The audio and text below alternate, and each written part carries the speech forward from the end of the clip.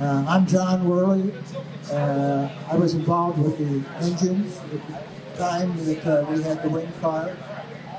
That's mainly my involvement, but we've got some experts here with us.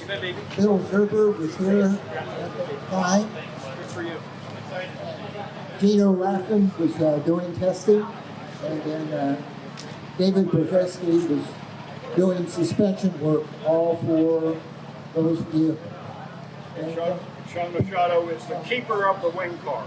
Oh, the keeper of the wing car. I'm sorry, Sean.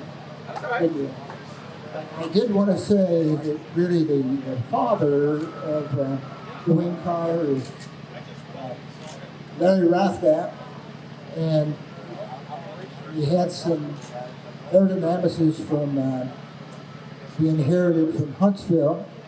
It was John Pointer and Gary Romberg and Mr. Marcel. In addition, for the testing, we had a gentleman called George Wallace that was very influential in what we did. Unfortunately, those folks have all passed. So what you've got is the remainder of us. So with that, I'm going to pass it to Bill. Good morning. First of all, we're glad you're here. We want to be appreciative of the people that set all this up. We literally haven't seen one another for 50 years. I mean, you've got to remember this all happened in 1969, 68, 69, and just came together. There were really 5 people that put it together. John.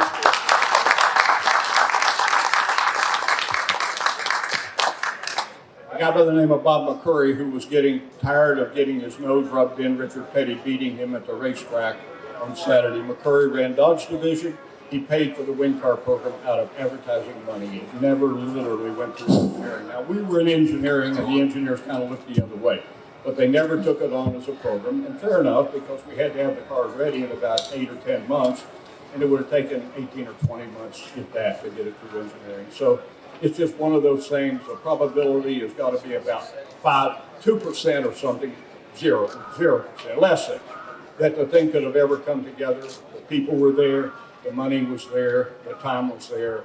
It was just one of those confluences of circumstances. It's absolutely fascinating. Those of us that have been involved in it, really, it was just a time of a lifetime. It lasted total about 2 years. That was it. If somebody said, let's do it, Pointer brought a car forward.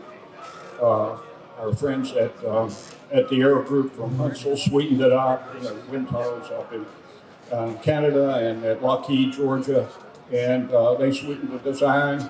Creative Industries basically built the production cars. They built the parts of the cars that we used. We built our own cars at Nichols and later at Petty Engineering. So that's the story on the cars. If you have any questions, please ask. I mean, I can spend all day up here. I don't want to do that. Let me pass it to Sean Machado, who is my neighbor in California and the keeper of the wing cars. So if any of you have questions, they go back forever on wing cars. This is the guy, okay? Yep, name's Sean Machado from Palm Desert, California, and just happens to be Bill lives right down the street from me. So, we met about 2017. Yeah. So my father and a guy named Jim Radke started Wing Warriors in January 1975. And so if you have a car with a wing car and you want info on it, we might have some info if you know your show numbers. But I didn't bring my boats with me because we've been traveling. But that's all I got for right now. Pass it down to the real engineers here. There we go. Oh, you got a mic. Go ahead, David. Hello, Dave. Okay. I'm David Bucheski. I was a design engineer for suspension, and I worked with all the race groups. I did computer simulation for the geometries, did some design work on components. They had, Larry Rathgab did a gigantic front knuckles on the race car, and they would crash them, and so badly, and the only thing you could save was that front knuckle. It was so strong. And I have some Larry Rathgeb stories also. Obviously, I coordinated with him on doing the springs, but the main thing was, and other computer simulations of the geometry of the suspension and things like that. But I had to work with the groups, and they always gave me good feedback because we had to know if my calculations were good enough or if they were working properly, and there was feedback back and forth. And they always circulated the test reports to me and things like that. And the beginnings of the wing car really was, and I saw the report, and they figured the speeds they were running at Daytona, I think it was Daytona, a high-speed track, that it would take 35 horsepower to get 1 more mile per hour. But they did a little tweak on some of the aerodynamics, and they instantly got 5 miles per hour. And some of the early things they did was move the grill out to be flush with the front of the car and things like that. But Larry was, I probably was not his best friend. He was a very personal, personable guy, fantastic communicator, and he was my best friend. And I started shotgun shooting. I got my first shotgun when I was 14 years old. Larry never got a shotgun until he was an adult, quite old. And I'm not sure if this was his first one, but they were at a high-speed facility. And I don't know if it was Daytona, or they have a big circle down in Ohio. And they were having trouble with birds, and they sure as hell didn't want the windshield of the car to hit a bird at 200 miles an hour. And so Larry went and bought a shotgun and charged it to the charged it to Chrysler under some subterfuge, and started shooting birds to get them away from the track just before a run. So I'll go on with some later stories like that. Well, let me do one last story, and I'll let Gino talk, and he's very good at that. And Personal insults, yes. Yes, he deserves it. And Larry told me of an idea that came from Richard Petty. Now, again, it's you read the rules and you see what you can get away with. And in the early days of the stock car racing, there were ground clearance problems. The cars sat higher than they wanted, especially for aerodynamics. And but they only measured the cars with some things that you had to run over at the beginning of the race, and a lot of times they were just pushing the cars out to the starting line. And there was a spot in the front torsion bar suspension where you could put a pellet, and it would hold the car up several inches or something like that. And then once you got on the track, as soon as you hit a first bump, this pellet would disintegrate and the car would drop, the front end of the car. And they didn't check the cars after the race at that time. Richard came up with a way, while you were cornering for the back end of the car to go down. And Larry told me about this, and it was Richard Petty's idea. He put a different rate, pounds per inch, not load, pounds per inch on each side of the car. And you would think initially you'd say, well, okay, I'll put the stiffer spring on the outside of the car because the car wants to roll, and you want to hold it up. No, he did the opposite. He put the high pounds per inch rate spring on the inside and the soft one on the outside. And when the car went into a corner, the back end would squat because the outside would want to go down, the inside wanted to come up from the roll forces, and the inside came up less. And that was, Richard was a genius. Yeah, well, thank you, David. It's quite an honor to be here.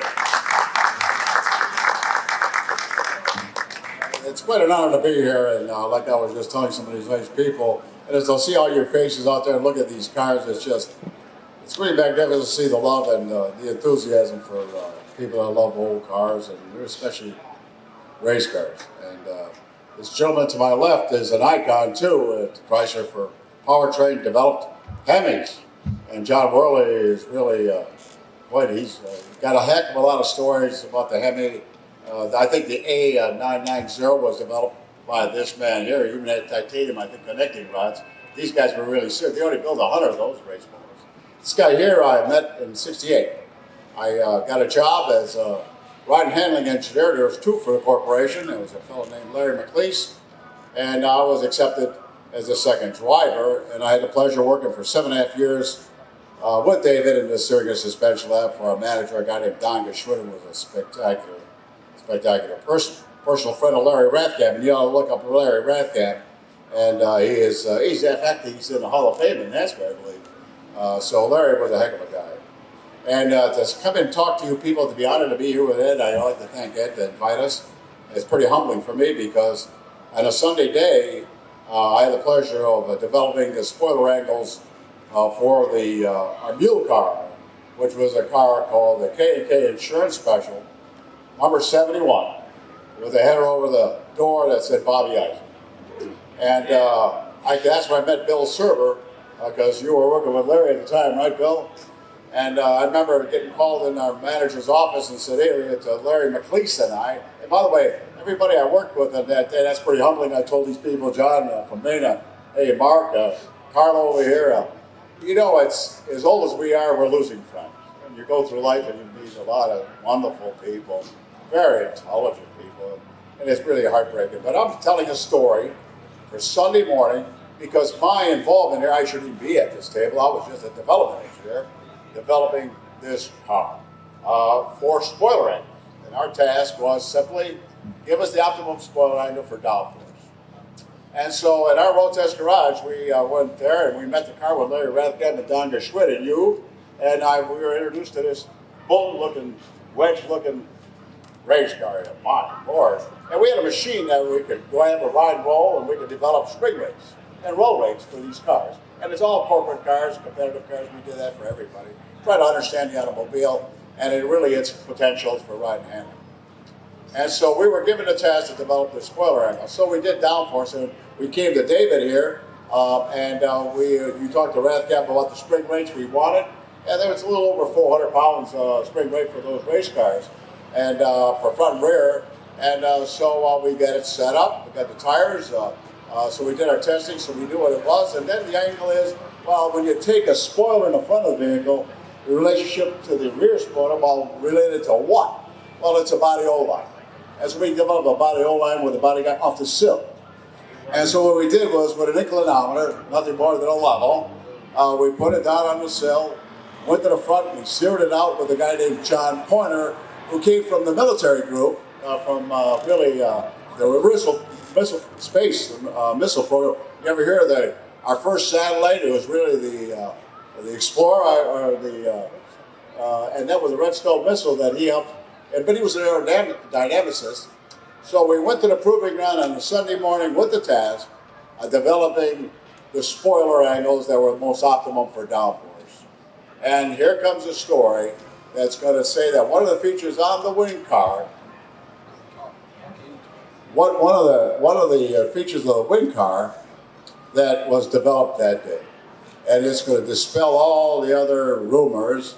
And what happened is, you know, at those years, NASCAR was real. You had to race. You had to build 500 cars, right, Bill, to race it. And so you're dealing with basically a charger. And so we took this, our orange 71 to the proving ground.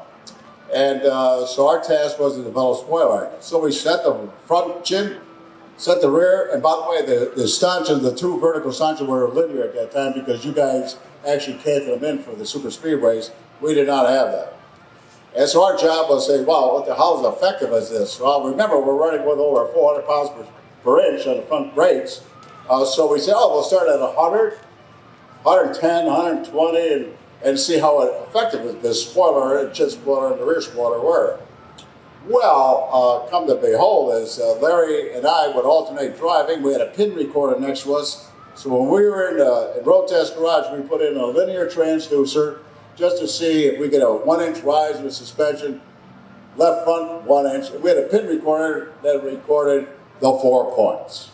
And so we had one mechanic, a guy named Bones Lockridge, that would refer to us engineers as those effing engineers, and all day long. And then we had John Pointer was there, and Larry McLeese and I, the drivers. And our chase vehicle, by the way, you guys with your nice big old B-bodies, we had an interstate police car that we developed, right? One of his 440s, and we had a 323 axle on that, and that vehicle would go about a little over 150 miles an hour on the straightaways.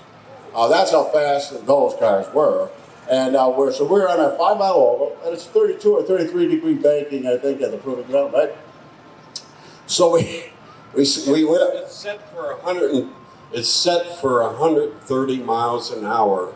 That on that banking is so steep that you can just take your hands off the wheel and the car will go straight.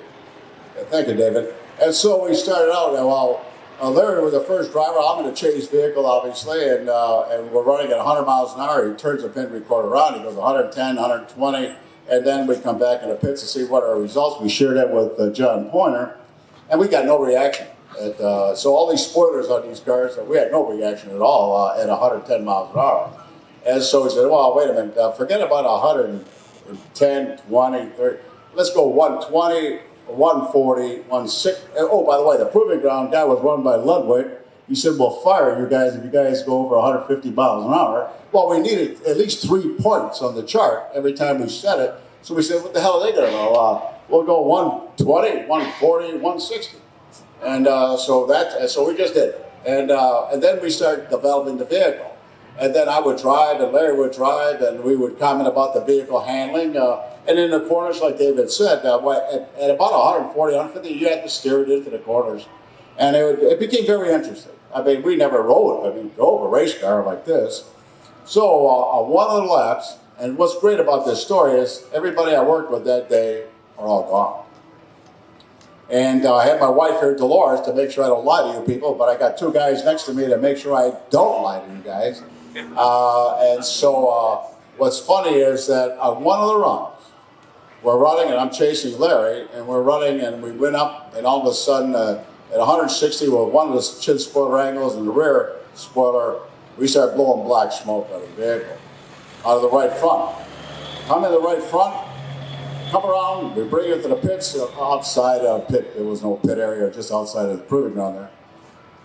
And we burnt a patch, like a plate, maybe a small plate, over the right front. We ran out of tire clearance. And all of a sudden we got a problem because we can't modify the body, can't modify the fenders, because we have to build 500 of these to race. And Chrysler is not going to spend their draw dies and trim dies for a new fender for this car. And so I said, woo, we got a problem. And so my buddy Larry McLeese says, call Rathgeb. So I went to call Larry Rathgeb, and he said, well, how close are you guys? Well, we got more potential out of the car. We just got to get it down.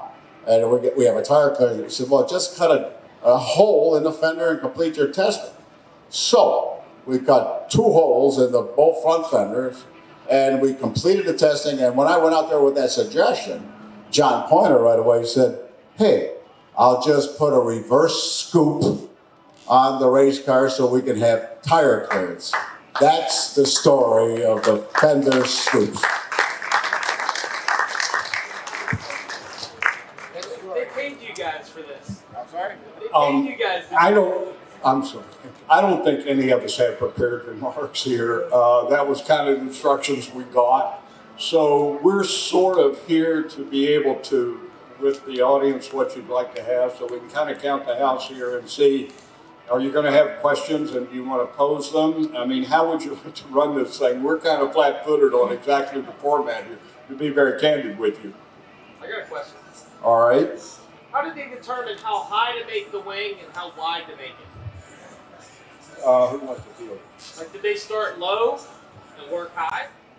Well, no. You know, these aero guys, that's what they did for a living in Huntsville. As you can imagine, the rocket work that they were doing, the missile work they were doing, I mean, there's a lot of aero work on that. So they were not. So there was a lot of homework prior to the day. I'm sorry. So you want to get it up out of the airstream of the backlight. You want to be able to attach the flow across the backlight of the car, and then get this thing up so it's in clean air. Essentially, you want to speak. Yeah, so it's in the clean air, and then the height is just for deck lid clearance. It didn't need to be that high, Okay. but just to clear the deck lid. I'd like to add to that. That's just Initially, John Pointer and Larry felt that the vertical part of the wing was more important because they were worried about the car spinning out and getting sideways. And as soon as the car got a little bit sideways, you got forces on those big wings to keep you from spinning out. And also, those wings went all the way down to they were anchored to the frame, I believe. That's correct. In fact, when we were running the car, that's one of the things we were looking at because it was anchored all the way down because of the download. I mean, you've developed quite a bit of load on those vertical stanchions. But again, back to what Bill and even Sean said, Worley was explaining to us, the chin spoiler was pretty self-explanatory to put that thing. But the height of the rear one was laminar flow. And it was all about, obviously, turbulence, and really the vortex is made by the rear backlight of the vehicle. And he talked about getting it out into laminar flow air, clean air. That's what Bill just said. Yes, sir. Can you talk a little more about the involvement of the Huntsville people? And here's my question on that. Of that 8 or 9 months that one of you mentioned the program took, were those folks involved from the very beginning, or was there a team that tried to develop it and then they hit a wall and said, hey, let's get these missile people in here to help out?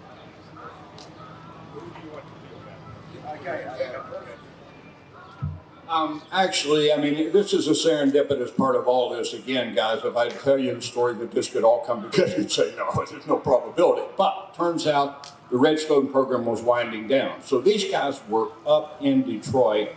Chrysler picked up, Chrysler Detroit, motor car people, as opposed to Chrysler Space. Picked up some of these people, and the 3 of them that John mentioned, Pointer being one, and he was assigned out at the Chelsea Proving Grounds, which was kind of away from the main engineering group, and he was horsing around with some of this stuff and had some really crude prototypes built early on.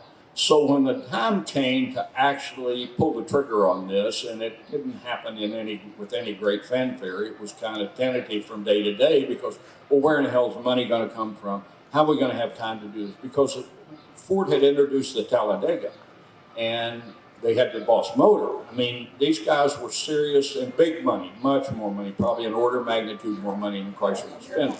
But they didn't have the technical help. They didn't have a rep cab. They didn't have the guys that's sitting here working on it. They pretty much did things through Holman and Moody down in Charlotte. Well, they were competent people, not to take anything away, but they weren't the deep-seated technical help that these fellows are down the end. The suspension and people and all the other engine people that worked on this thing, because it was fun and we all like to do it just for fun. So, you know, production work is okay, but it's nice to break it up. So Pointer was back at Chelsea in a little old corner of something, ginning up these things. And I can remember one of the first vehicles that he built had some sort of a front end on it that was extended, and he finished it. We'd run a little bit of crash work on it, and Chrysler wanted a 50-mile-an-hour frontal car-to-barrier test. We were all running 30 at the time, plus 10% over was the requirement. But Chrysler wanted to run something at 50 miles an hour to see how the body structure held up. Well, Pointer had this car that nobody knew what the hell to do with. We were going to scrap. So one of the first cars that Pointer built in was actually used in this 50-mile-an-hour frontal car-to-car, solid barrier crash test. Then there was a subsequent prototype built. Well, the actual design of the Dodge Wing car, and the Plymouth followed, was pretty much a carbon copy to the extent that you could, because there was no time and money. Richard Petty came back and we lost him to Ford in '69 over a big internal battle that we can get into, but you probably aren't interested in politics. But he came back and we needed a Plymouth. So that's how the Plymouth came about, kind of almost a carbon copy of the Dodge. But the Dodge itself was really scratched out with John Pointer, with George Wallace, Rathgab, and Larry Romberg. In fact, I'm not sure Pointer was there. Chelsea Proving Grounds was about 60 miles away. It was probably Romberg, Rathgab, and George Wallace, the analysis guy, on a table napkin. You've heard these stories about cars, guys. This is absolutely a true story. As sitting at lunch in one of the local restaurants we used to go where we get a roast beef sandwich together, and those guys sit there and sketched out the car and basically gave it to creative, and they released the damn thing, and that's how it goes from there. Did that answer the question? You probably had a simple question. I gave you a complicated answer. I'm sorry about that, but that's the story. Okay, yeah. Other questions here? Yes, here. Good, thank you. Yeah, whatever. Back to the subject of the wing. On the Daytona, why was it only 3 inches away from the rear end of the car? And on Superbird, the Superbird was almost 8 inches away from the rear. Is there any purpose of that?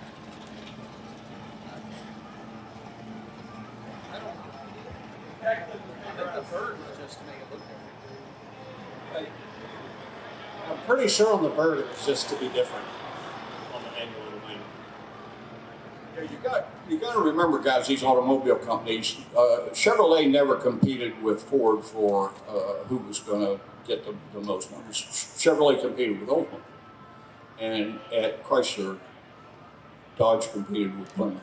They didn't worry about it. I mean, we raced against Ford, and we sure as hell wanted to beat them. I mean, but in terms of numbers that you got every month and got graded on, besides, these people had to eat lunch together, just like you all in a lunchroom, you know, and McCurry, the ran Dodge, would get the Plymouth guys that come in. Richard, I think he won like 38 races in '69, sound right? I mean, 4 to 10. Okay, well, I mean, it's just running, and winning an incredible number of races, and they'd go in and rub McCurry's nose in it at lunchtime. I mean, this horse shit has got to stop. I mean, we're not going to have it. So, I mean, there was a lot of motivation that away from the pure economics, but the fact that they were able to put it all together from that sketch, McCurry got the money, Creative did the cars, and then we just built the race cars out of the production car parts, really clean them up to the best we can. A lot of tonal work done up at so-called NRC, which is up in Kingston, Ontario, on a 3/8 scale model, which coincidentally now Sean and his father have,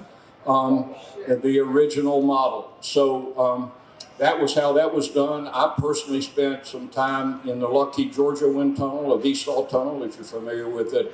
And I think the throat area is 30 by 30. It had a movable ground plane. V-stall is vertical short takeoff and landing. General Motors ended up taking a carbon copy of that tunnel. and putting it alongside their styling studio so they can style a car, run it through the tunnel, and get the aerodynamic numbers. Fantastic tunnel, great times, but that's a story. Okay, next question.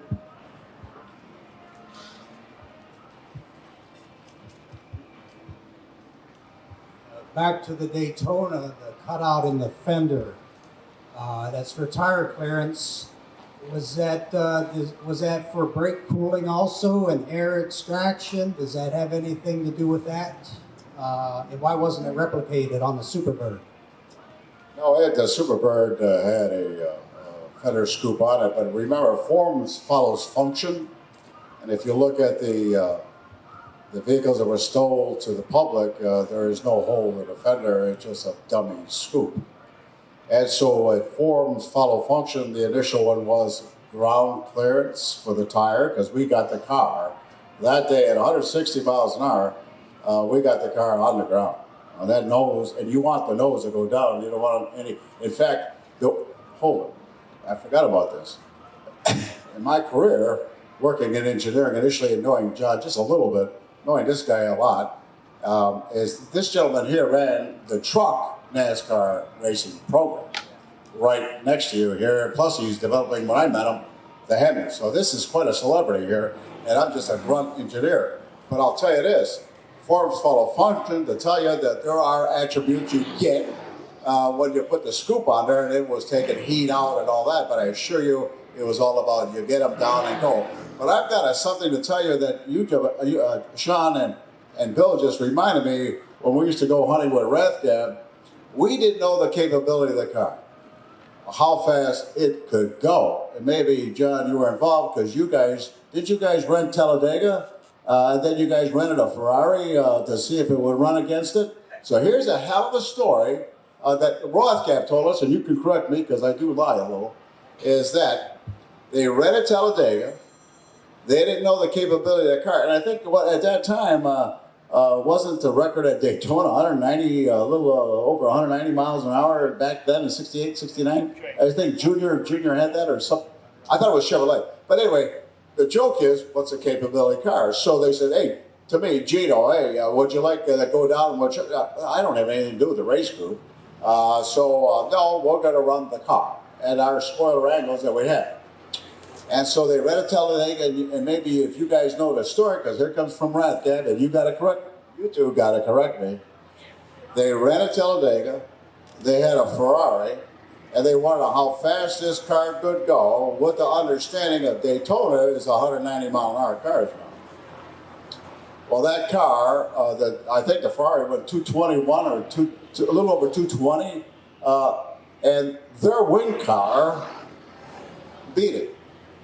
So we knew how, everybody likes, you can cheat and all that. Now here are these Chrysler guys, these guys, knowing that their car has a capability of well over 200 miles. I think Buddy Baker is the first one that went over 200 miles, right?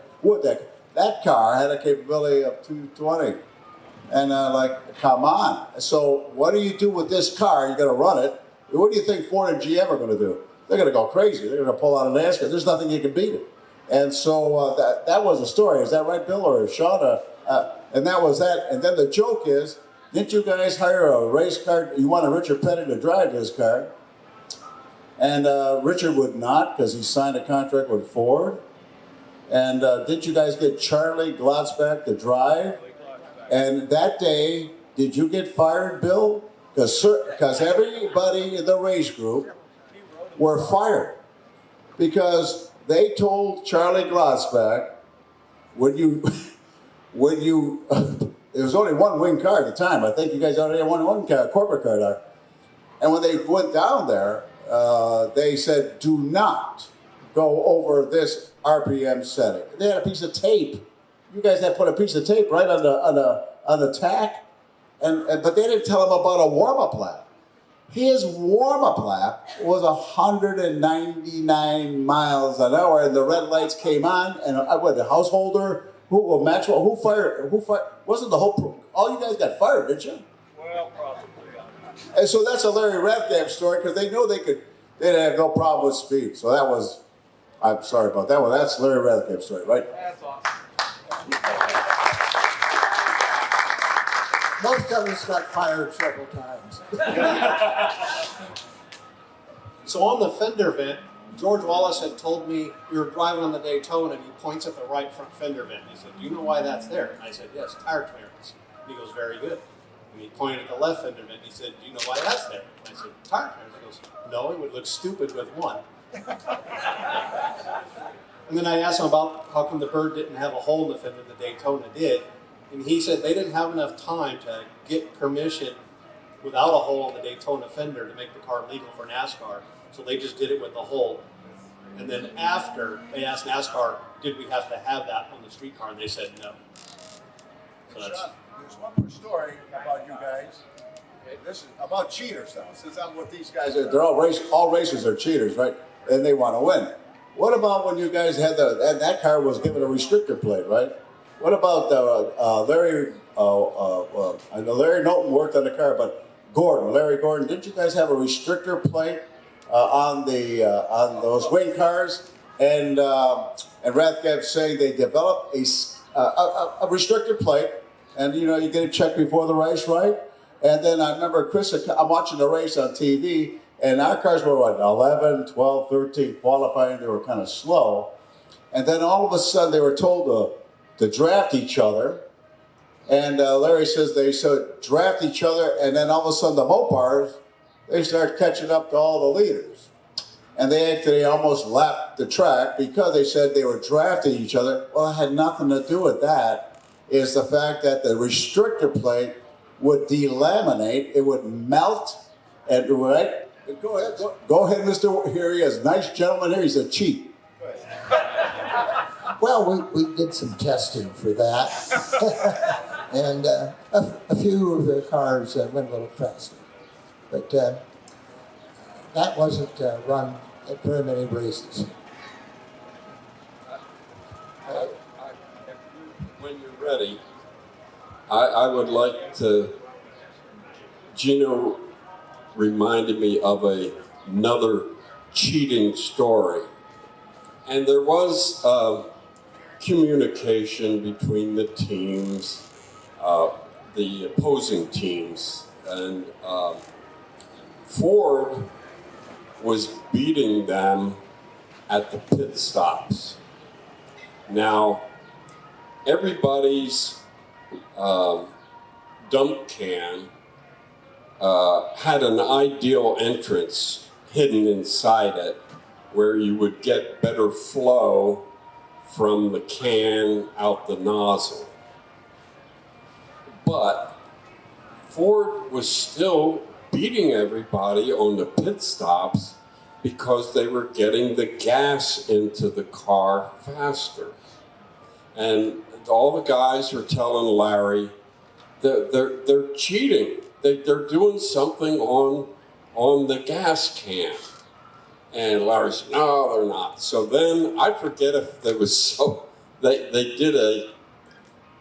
videoed Ford's pit stops, and they watched the films in slow motion and went down, looked real closely, and they noticed there was a trigger on the gas can, and it was activating something. And what it was a gas cylinder inside the can. And when they pulled that trigger, it pressurized the fuel and pushed it out a lot faster. And Larry and the guys, they went to the Ford guys and they said, we have video evidence. We know what you're doing on your gas cans. Don't do it or at the next race, or we will expose you to your officials, and you will, they'll slap your wrist, and you will have some, you'll go through some pain for cheating.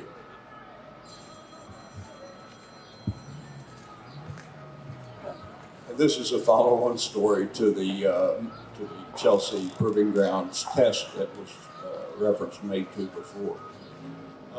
John Worley built us a motor. We were going to Talladega. We'd never been to Talladega before. It was totally new. So basically, we had a totally new car, and there's a bunch of calculations done. Let me pick up this at John. I'll just finish it off with what actually occurred at the Chelsea Proving Ground during the test. Pretty amusing, actually. Go ahead. You can talk about the restricted engine you built for the test for Talladega. Does that ring a bell? No. Okay, let me help here. Well, a full unrestricted Hemi engine would have taken us to somewhere 240 plus miles an hour. And our calculations were on the back straightaway at Talladega that the vehicle would reach about 232 to 33 miles an hour. So we needed a restricted engine in order to cut the horsepower. At the time, we would have been running 560, and this probably cut it back to 550. Do you want to talk about this a minute and about how that was done, or you want me to just finish the story? Okay, all right. So John built us the engine, put it in the car. We were running our engineering test car, which has been pretty much converted over to the wing configuration, the nose. We spent an awful lot of time with the aero trying to keep the car cool, both the radiator and the oil cooler. Not a trivial problem, particularly if you picked up any debris on the racetrack. But back to this Chelsea story. So I was out there, Raf Gab and I, and the couple of techs that we had working on the car, and Charlie Glatzback was our driver.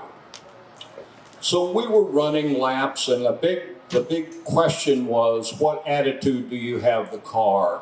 In other words, we tried to restrict the amount of air underneath the front of the car, get enough bite in the rear. The rear wing is adjustable, as those of you that have the car know. So to get the parameters set, you pretty much put as much spoiler as you could on the front of the car, because you still had to clear for jouncing, for rebound and that sort of thing, plus getting it on and off the trailer.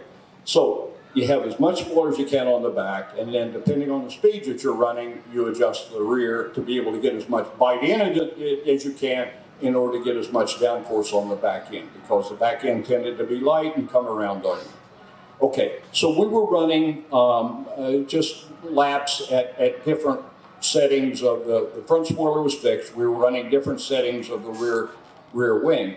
And I had pretty much finished that, and I don't remember what the occasion was, to be honest about it, but I ended up getting in the car with Charlie.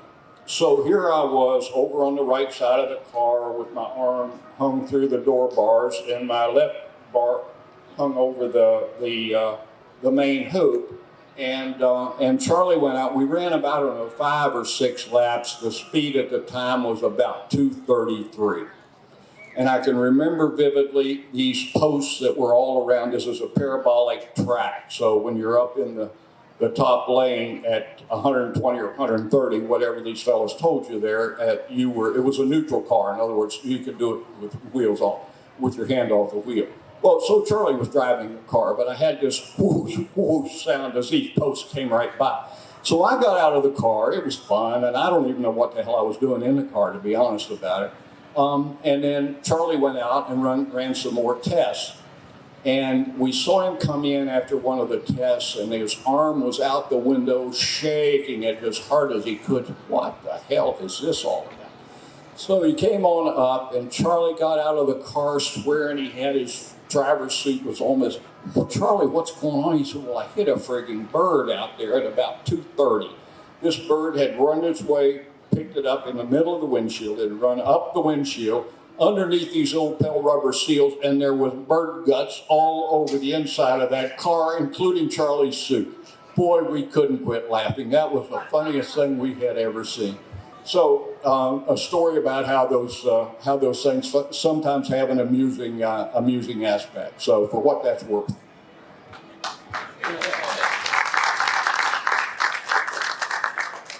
I had another Charlie Glatzback story.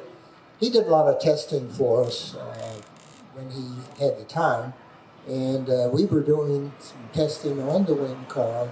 I believe it was at Daytona, and I think we were measuring fuel mileage and a number of things. Anyhow, it involved a lot of laps, and we had some of our other teams there, observing the test, and a guy by the name of Harry Hyde was there, and Harry liked to collect knives. He liked to swap knives, and he brought out in a chop towel a whole bunch of knives and laid them on the pit wall. In the meantime, Charlie was going around the track, and we weren't paying much attention. And we were looking at the knives and everything, and pretty soon we heard this noise coming really, really close. Charlie come down the pit road, wide open. Without maybe 6 foot from us. So there was assholes and heels and everything falling all over those pit wall, and so did the knives. But we started paying more attention to Charlie. Next question.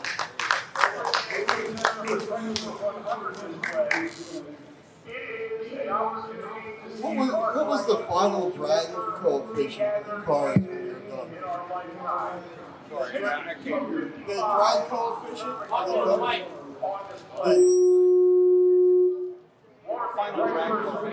Yeah, what was the final drag coefficient? 0.2, I want to say 2, 2.122. That's incredible because 2122, and normal cars about 0.3. Good ones 0.3. They run up from there. They can be 0.4, higher even if they're so-called dirty cars. Not clean aerodynamically, but.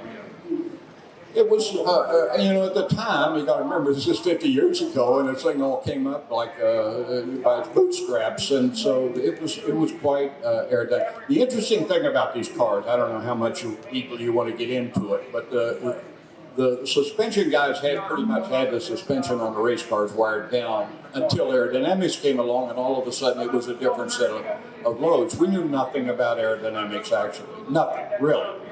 And so the interesting thing is if you drove a rod through the car in side view, drove a rod right through the car, kind of where the numbers are, the center of gravity of that car is almost through the driver's hip, if you can imagine. So the car yaws about or pitches in this case, about the driver's hips, weight-wise. But the center of pressure of the car, in other words, the side force on the car, is up forward of the front door. So there's this natural moment in the car when you yaw, and all real racetracks yaw. We didn't so much at Milford because it was a high bank, but if you've been to Talladega, Daytona Beach, they're high bank tracks, but the cars still yaw on the corners. So our problem really was we went from being a mechanically driven constraints on the car to being aerodynamically driven constraints on the car. And trying to manage this yaw was really where vertical wings that reference was made to earlier really came in. And it was a surprise to all of us. We just didn't know.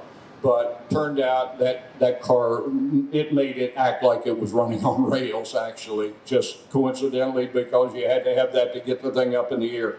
It nailed the car as far as the handling went, if that helps any. Because the first generation Honda Insight was advertised as the most aerodynamic car ever built, and it was 0.24. It is 1/4 the size of the Daytona. Well, we had the good fortune we didn't have to have all the door seams and all the other stuff that the production guys did. We could kind of clean it up, when the actual bodies, I'm talking about ready for the racetrack, were built. So we had some advantages that the production guys didn't have. That's incredibly neat. Yeah, it was pretty amazing, really, particularly when you figure it almost 60 years ago.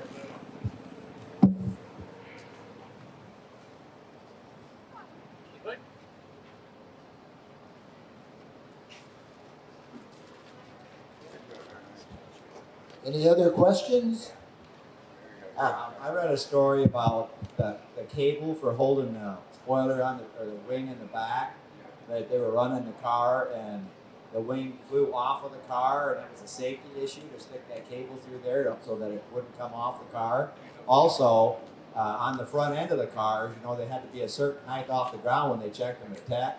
And I read a story that said something about they put like a Teflon or some sort of a deal in between the bolt and where they adjust the height on your torsion bar deal, where it checked out good when they teched the car. And then as the car went around the track, that thing got squished out and allowed the front end to come down. Is there any truth to that? Yeah. That was your original one. Yes, you were talking about David, but that's not Sean's got it. He can fill all that in.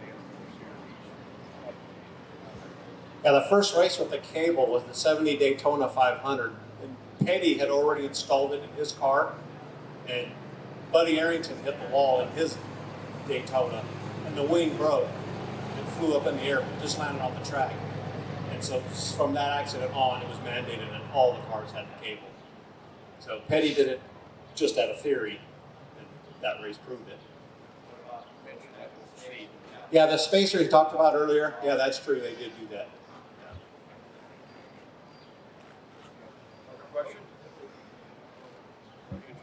I have a, with all due respect to you wonderful people and you guys here with the wing car, this guy next to me, I just listened to some of these drag races that we were talking about the ramp. He's a ramp charger, by the way. Is that they're talking about, and I was talking about spring development on the quarter-mile cars, and we were out at the Proving Ground, Larry McLeese and myself, again, developing that with a TV camera underneath that. We were running his bias-ply springs on the right rear was the key.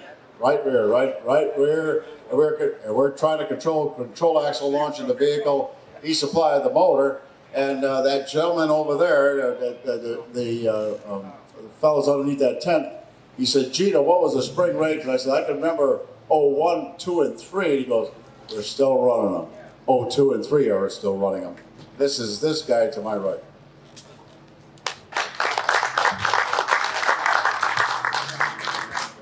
And the thing about them is not their stiffness. What I was really doing was modifying the rear suspension geometry. You can make you'll notice on them that there are more leaves in the front of the spring, and it makes the front of the spring a lot stiffer. And that is good for wind-up. But the primary thing that's being done is changing the geometry. There is something that engineers call the instant center of zero velocity. And where it's pointing matters on whether the car squats or lifts and how much it lifts. And that's you don't want to lift it too much or the thing's just going to hop off the ground. But by the way, that's exactly what happened with the 01 spring. The car came right off the ground. Yeah. And so that's why those springs are still successful, because of not the stiffness really, it's the geometry of them. Way to go, Dave. That's great. Here you go. We want to thank you for your attention and hope you've learned something. We have, I have. So, and I guess we're back here tomorrow. Right? Good. This gentleman here is such a fine gentleman. I come on like a theatrical guy sometimes, and my wife will tell you I got a big mouth. But this guy, I was transferred to truck division to run manufacturing. And I go and I just talked to him right now about it, and he's such a quiet, unassuming guy. Please forgive me. He's not that way at all. He's quite competitive. And what was funnier than heck is I'm introducing myself to the new engineering staff of truck division. Here comes this manufacturing guy. And I came in late. I sit down, and who came in later than I was John. And he comes in. I knew him in engineering, knew him involved with the race programs. And he sits right in front of me, and he says, what the hell are you doing here?